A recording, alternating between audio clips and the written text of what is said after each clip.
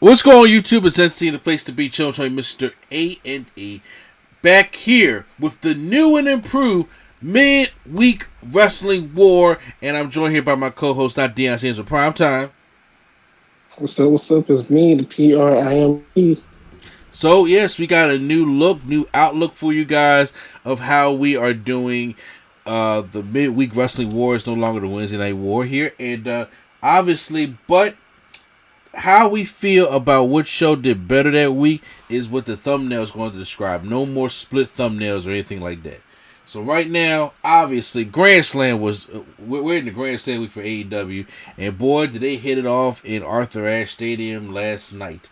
And of course, we got to do a quick NXT 2.0 recap. Because we thought that maybe after the first week of just trying to introduce all these people at the same time that we're probably done. No. We're not done because we gotta show some more. We gotta show some more people and get them all established. So, fight for my life. Real quick, Paul. Just give me your opinion of both the shows. Well, obviously, I know how you feel about Grand Slam, but did you see NXT 2.0 this past Tuesday?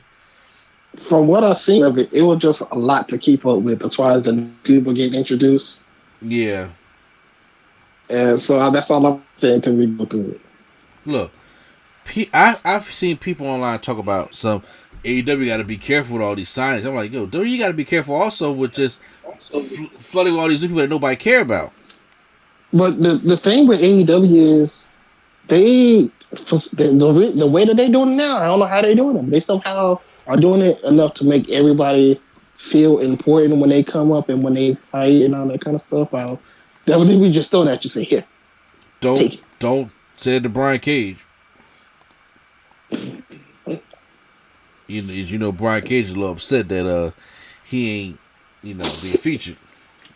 So look, recap real quick. Ciampa comes out, talks about he's a champion. He's now talk about how he about to lose his title in a few days. Yeah, talk about some how he is, NXT's not the A show. And for some reason, they had all these new people in Odyssey Jones out there. Then we started doing the whole WWE, everybody comes down to the ring and state their claim, like Cameron Grimes, and then LA Knight, and then, I forgot who else came out. Oh, Pete Dunne, and then Rich Holland, and then Pete Dunne. Everybody that you named that came out is probably going to be featured in Devil.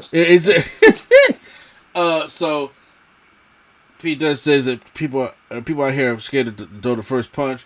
Ciampa loses the first punch, and it's a whole brawl. And for some reason, they go back to the back, and there's B-Fab and Elektra Lopez, and then Kaylee Ray, and this other new black girl that's just fighting. And then they come back, and then Rick Steiner, to all my freaks, who he looked like Rick Steiner but sounded like Scott Steiner. Yeah, I heard a video of him talking. I'm like, God, if he don't say "holla if you hear me" as a catchphrase, they missing out. I'm just saying, like, yo, he sound like Uncle, but he look like Daddy. And he talk about know what? They might as well should just pull the trigger, have him come out to police music, and just might as well. I'm about to say, to all my freaks, well, to all his freaks, we're gonna do a tag team match between Ciampa and Breaker, taking on Ridge and Pete Dunne. Cruiserweight Championship, Kushida taking on Ryder Strong of Diamond Mine. Ryder Strong is the new Cruiserweight Champion, which probably won't last long because some newcomer came out to stare him down. So I was like, okay, well, there you was it Grayson Waller? There, whoever that is, came down to stare him down. Then we get that. Basically, everybody that's in the stare down with champions are going to win the championship. We got the other vignette by your boy Tony D'Angelo, who now he said that his parents told him about two things: business and family. Well, another thing he thinks important is WWE. So I was just like, "Whoo, this gimmick is dated," but whatever. And then so we have Kaylee Ray taking on a newcomer. Was it Amari Miller? She's like Black Bailey.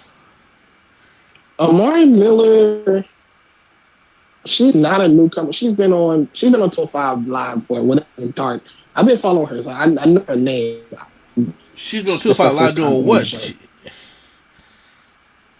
They have women wrestling on 205 Live now. Even the women? Yeah, they have women wrestling on there. Yeah. Wow. Okay. Well, she just looks like Black Belly to me. I'm just like, okay, here we go. Well, Kaylee Ray hits the glory bomb for the win.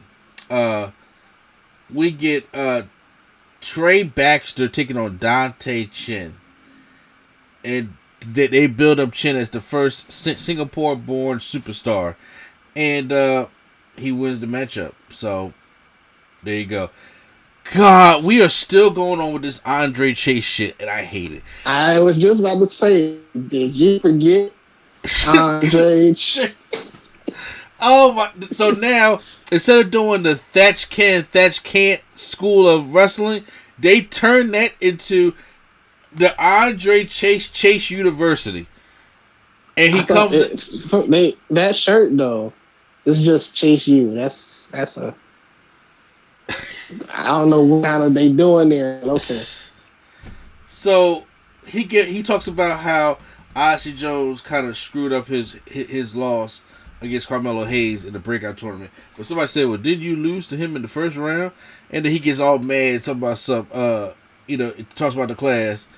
I forgot what he asked him, but I really didn't fucking care.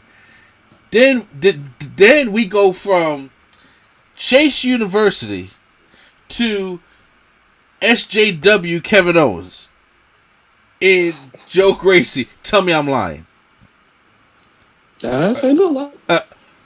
Joe Gracie's in the ring, and he is sitting in the ring, and the ring is the safe space, and NXT is place full of microaggressions, and we need to settle our differences. And then he doesn't need to use. Look, this was the line, Prime. He doesn't need to use his white male privilege to get what he wants. And I said, "Will be injured. Gotta show him." Yeah, when I say my hand slapped my head, I'm like, now look, did I watch a lot of Joe Gracie in CZW? No, but peep this. This is completely opposite of what I thought they was going. What Joe Gracie's going to do. You want him to show like he just came from the meet. Bruh, this is like Jackson Riker being like a gimmick of a civil rights leader. Well, we know that ain't right. He didn't quit before he do that. He damn sure would. He understands that life isn't fair. He believes that he can achieve unity and tolerance for all, and so as he does the safe space. So we get Cameron Grimes taking on Joe Gacy. This is really like he reminds me of Kevin Owens, and this is a Vince McMahon thing. I don't know why Vince McMahon has these guys wrestle in dress clothes. Because he did it with Jack Gallagher. Also, I'm like, he's a full dress attire. Jack Gallagher, it wasn't Gallagher's fault to do it. No, Vince put him in that. It was? But I thought that was just he's a heel, and then after he just started wearing it. Because when they started bringing the 205 guys to Raw, and the Cruiserweights to Raw, Vince saw Jack Gallagher and the whole umbrella. He's like, oh, that little Paris looking thing. So he said the heel leave. He had a full vest and suit on wrestling, and I'm like, that's not who. Why does Jack Gallagher have that shit on? And then when he went back to NXT in 205 Live, Triple H said take all that shit off, and he did. That's a Vince thing, and I'm like, why does Joe Gacy gotta just tape his hands and wrestle in a button up and some slacks like that? To me, I hate that. But Cameron Grimes wins. He had Baron Corbin doing it for years. So. Exactly, the Applebee's manager. He just loves that look for some reason. Cameron Grimes wins. Indy Hartwell and Dexter Lumis are on their honeymoon, and then so they'll probably be back next week. Von Wagner, this name is terrible. The one that was in the championship match. He's training, so now we get the debut of Elektra Lopez now beating Ann Shear. She beats her with a sit out power body that she dropped her on. The Gelda Fantastic cuts a promo. B-Fair come out there, and then they start rumbling. I was like, okay, that was cool. I liked it. As they try to break them up. Trey Baxter is backstage, and then who is Carl Jade? Do you know who that is? Who? Carol Jade. Cora Jade. Cora Jade. Yeah, what about? Okay, so she just kisses Trey Baxter in the back and walks out. Oh, she is she not the one that's with Mandy Rose? Oh, you mean that's right. They did come out, had a new group called, was it Toxic Addiction? Toxic something? Something like that. I was like, okay. The debut of it, Toxic Excidity or so, whatever the fuck it is toxic. Yeah, I'm about to say I don't really remember what it was. Toxic Attraction. This is supposed to be their version of the Beautiful People. Not doing a good job. Mandy is beautiful. I ain't gonna say that. Raquel Gonzalez cuts off Frankie Monet. They have a match next week, but then we get Lash Legend, who interrupts them and says they're gonna bring her on their show, her debut show, next week, and I'm just like, okay. She has charisma, but I they just showing off so many people. Ashley Jones. I wasn't feeling that to begin with, but whatever. You said what? I wasn't feeling it to begin with, but whatever. Yeah. Well, it's hard to feel something when they just throw it in your face type thing. Odyssey Jones beats the handicap matchup. He's the handicap match. He wins the match. I seen this man hit a frog smash from the top on both of them. I was like, bro, they dead? He gotta be. That man huge, bro. The dude on the top like flopped on the dude on the bottom. Like, bro, they both look dead. Your boy Andre Chase comes out with a chair. Did you just say? Don't do it. Keep going. Don't do it. He runs down with Andre Chase. Jones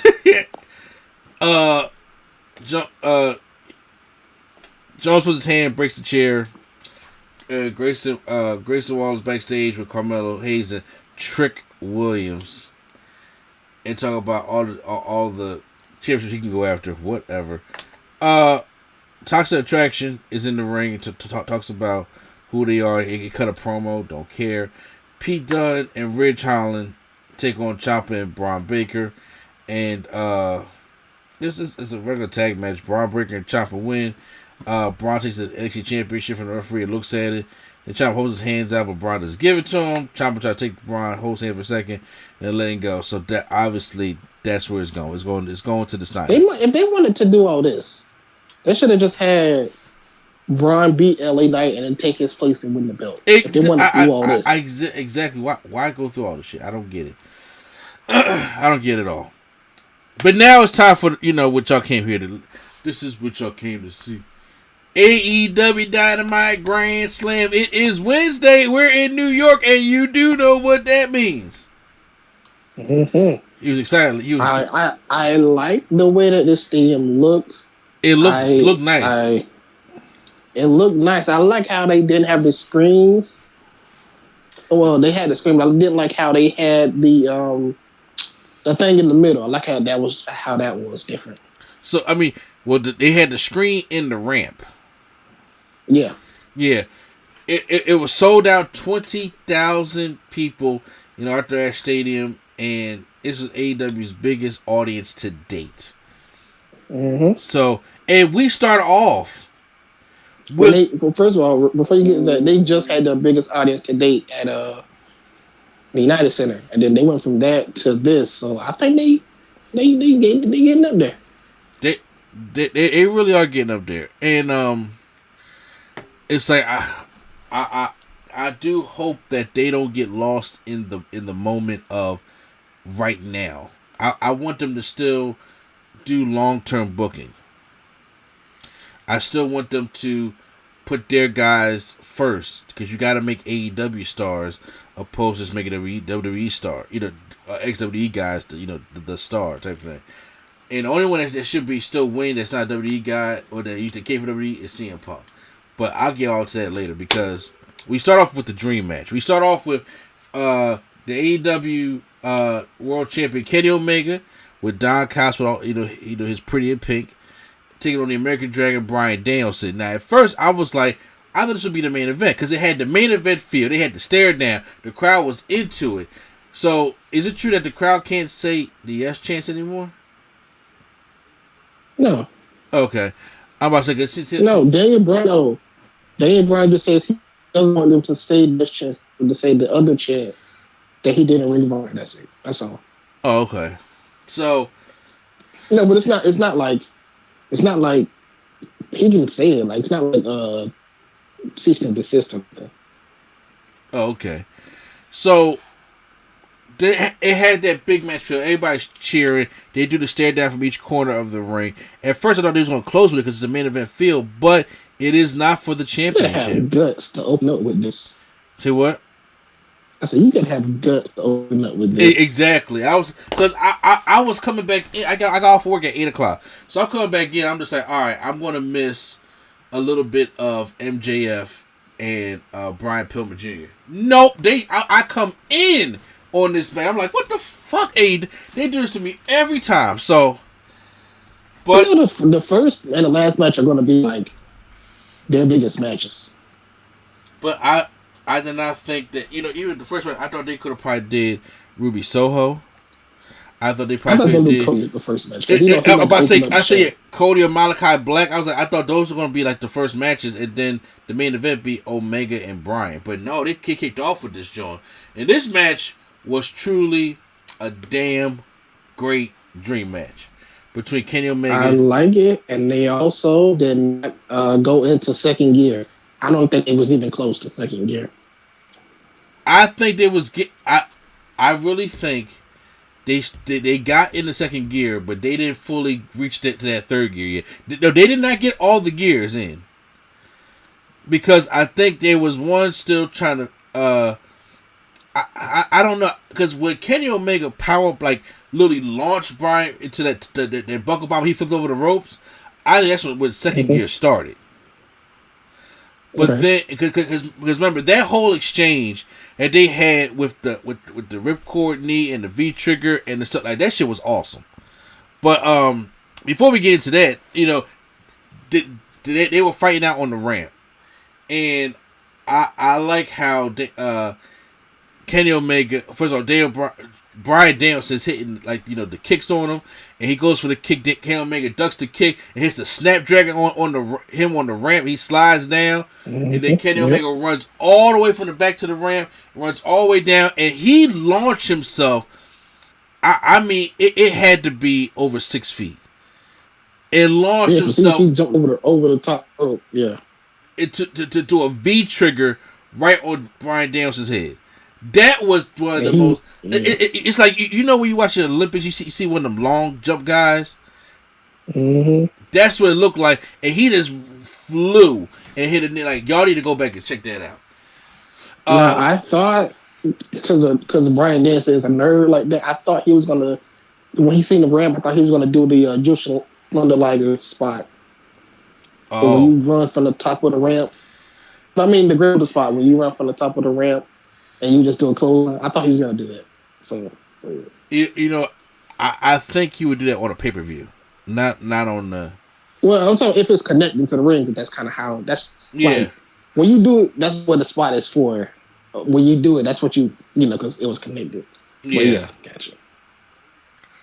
I feel you. Then when they go back into the ring, they go back more with the wrestling shit. Then he hits that buckle bomb and throws him outside. I was like, yo, please don't hurt Bryan Danielson when he's just now coming back. So, but then they had that exchange. You think he care? He probably don't. I'm talking about Bryan Danielson. You think Bryan Danielson care about a buckle ball? No, he don't. Not at all. This man said, I'm in AEW. I don't care about my body no more. Omega used a heel kick on the back of Bryan's spine to work on the spine. We go up and he goes he's about to go for an avalanche dragon suplex, but Danielson gets out, he escapes and uses an avalanche back suplex on Omega, and they both hit the man hard. So they go back, the fans are chanting, this is awesome, obviously, and they are really hot for this matchup. Kenny Omega tries to go for the V-trigger, then lifts on for the one-wing angel, but he gets out, and then I like the way Danielson got out. He just moved his hand and it went for that Dragon Rod. I was like, that's sick. And then he went for the running knee at the corner, but Omega catches it and puts him in like a power bomb. Then goes for the Phoenix Splash, but Danielson rolls out the way, and then he rises up, and then he tries to go for the LeBell lock, but the LeBell lock, they switched out, the V-trigger, then they get kicked in the head. It was great. All that stuff was great. Then he does at one point go to the top and hit a snapdragon from the top. I was like, that looked great. He flipped he flipped over, so he didn't fall on his head, thank God. But that looked great. But then as Bryan Danielson trying to go for the LeBell lock, it's expired. Time has expired. So we come to a time limit draw, old WCW style. They gave us 30 minutes, a 30-minute match with a time limit draw. So he's still trying to put the LeBell lock on him, but then the Elite comes out, and then they give him a super kick in the corner. Christian Cage and Jurassic Express come out to even up the odds because they got to get ready for their stuff on Rampage. So, your thoughts on that opening matchup? I really, really enjoyed it. I'm glad it opened up, and I'm glad that, because when matches are usually slow and all that, people be like, oh, this match ain't good because it's starting off slow. I'm like, some people just don't get the gears automatically. Like, Daniel Bryan likes to go slow first. And I probably haven't said a JR comment in a while. JR kind of got on my nerves at the beginning of this match, I'm not going to lie. What would he say? Because usually when people do moves, he just say, oh, okay, with the spine buster. But they did a lot. He was like, oh, here they go with a lockup. That's my type of wrestling right there. I'm like, you ain't need to say all that. You just ain't need to say all that. They been old school, man. That's my type of wrestling right there. And you see the fans appreciate it because it's pop, because they locked up. And you see the fans appreciate it.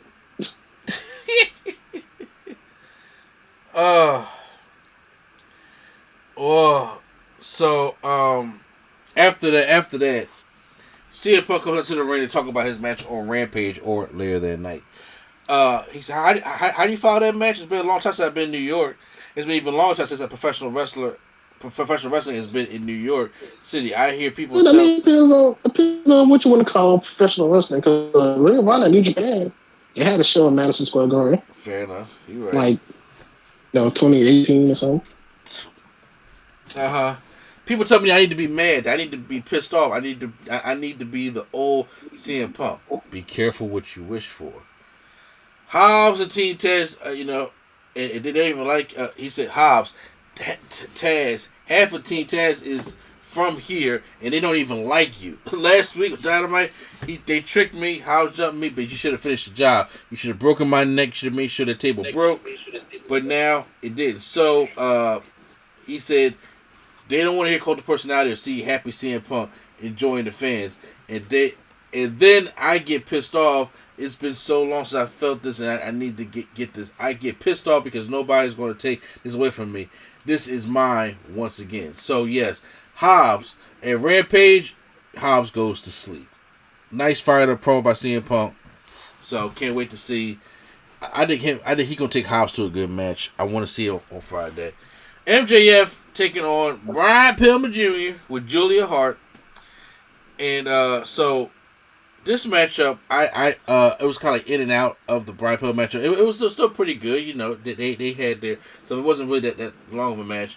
Pillman goes for the crossbody press on MJF, and MJF blasts him with a thrust kick. Pillman hits a power slam on MJF, and then kicked out. MJF rolled outside and used Julian Hart as a human shield. And he grabbed his wrist, and while he was distracted, Pillman connected with a drop kick to MJF's jaw. Pillman tries a drop kick on the back of the ring at MJF, but MJF countered with the Salt of the Earth armbar, and Pillman taps out. So, how'd you feel? And I wish they would have Pillman to win there, just only because they do the they always do the you had a good fight and you were so close. They do that kind of very often with AEW that I wish they actually let the person win from time to time. Even though I did tell you that was going to happen, right? Oh yeah, but I think out of all the people that do that, I think MJF can afford a loss and still be good, you know. Well, because some people they do it can't really afford a loss, like, you know. So I get it. Alex Marvez is backstage with Jericho and Hager. Mid of the year, you're going to get spanked on Rampage. Now we go into the American Nightmare, Cody Rhodes with Brandy Rhodes and Arn Anderson taking on Malachi Black. So you already know what kind of interest we getting now. Do you care to do it?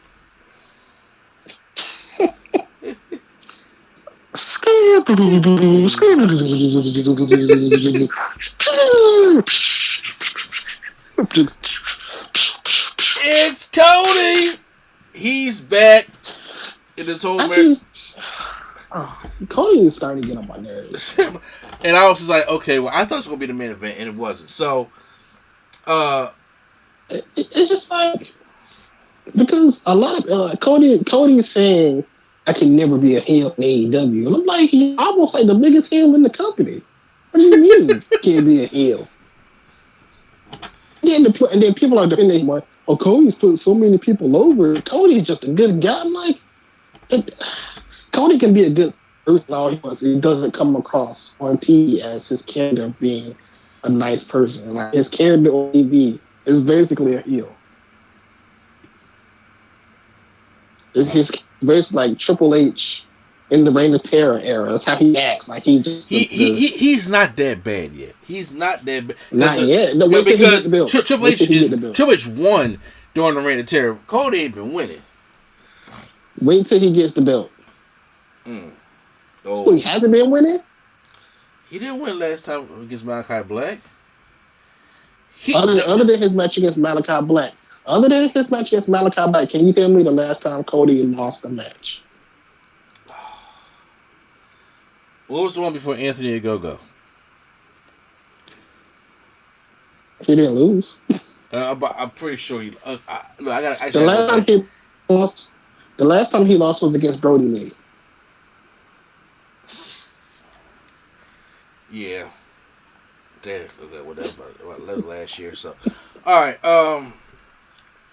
So Cody connected with a boot to Black. Jumped off the top rope towards Black on the ramp. But Black hit with a strike, goes up into the ring, almost hits him with the roundhouse kick. But mind you, they are booing this man the whole time. Every time he do something. Cody? Yeah. Yes, I mean, yeah, because they in the Malachi. I'm like, yo, they are booing Cody. Even when Brandy got in the ring, because she thought people was gonna cheer that. Boo! Get out the ring. Oh, come on. I feel bad for Brandy. I'm like, come on now. Yeah, I'm about to say, come on, Brandy got nothing to do with this. Like, get out the ring, boo! Cody comes back, starts doing some chops and blocks, and hits a second chop and block, and then hits a dragon screw on Black.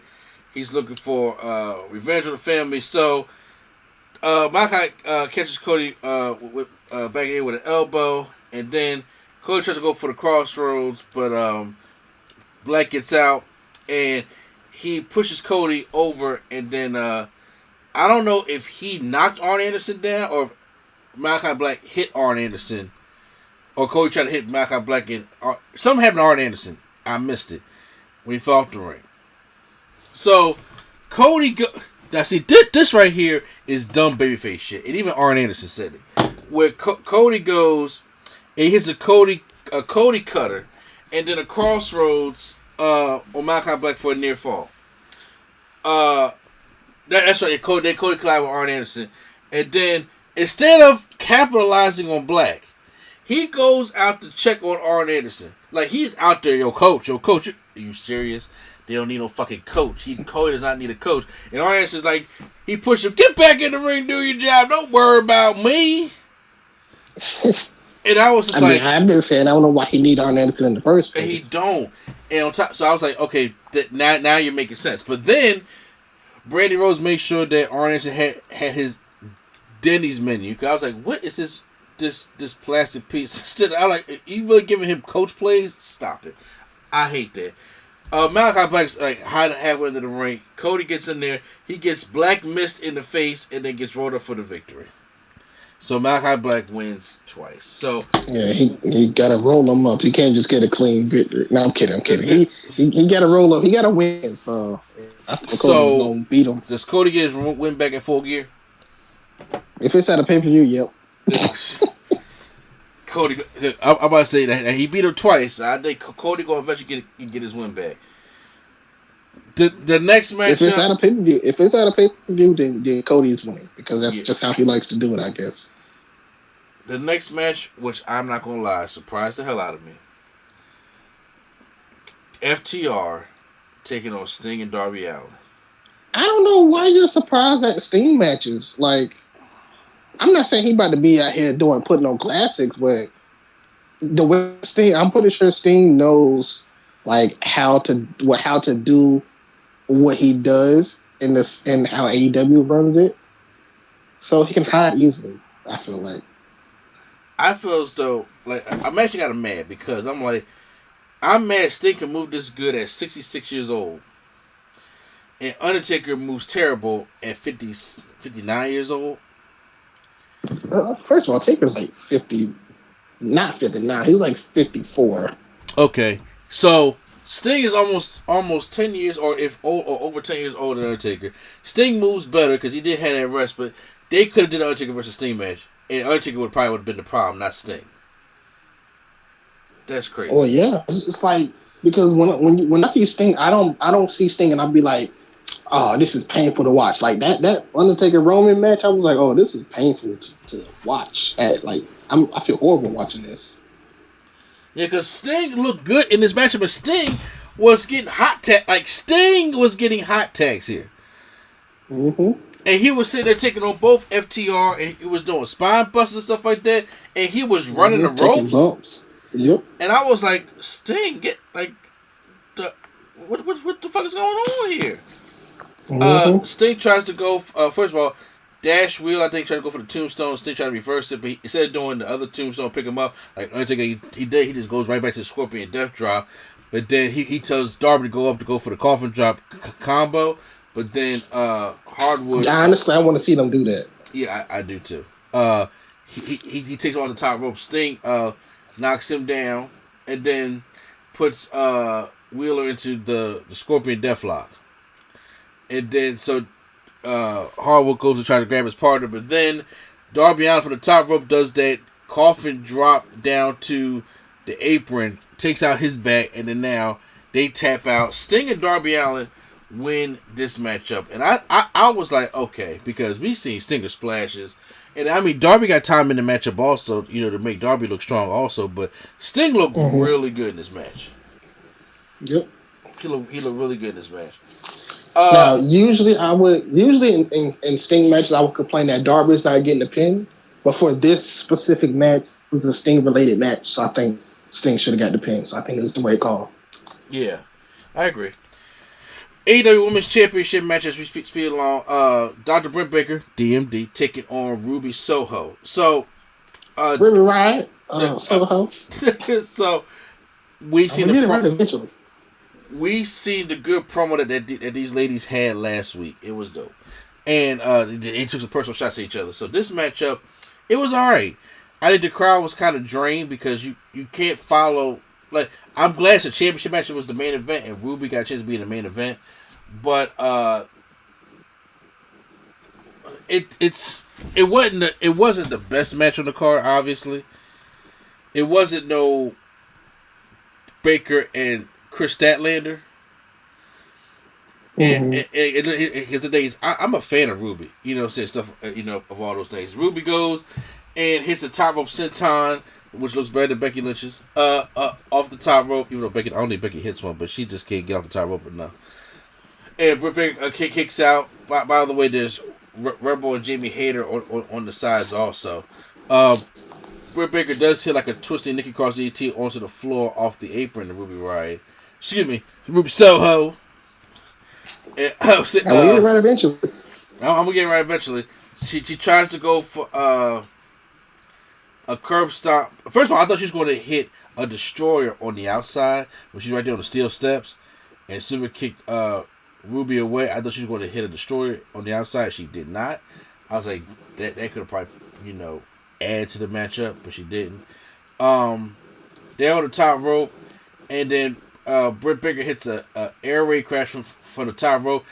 Ruby lays around her shoulder, but she does kick out, and then she kicks her. That goes for the curb stomp, which Ruby can sell a curb stomp, and she kicks out again.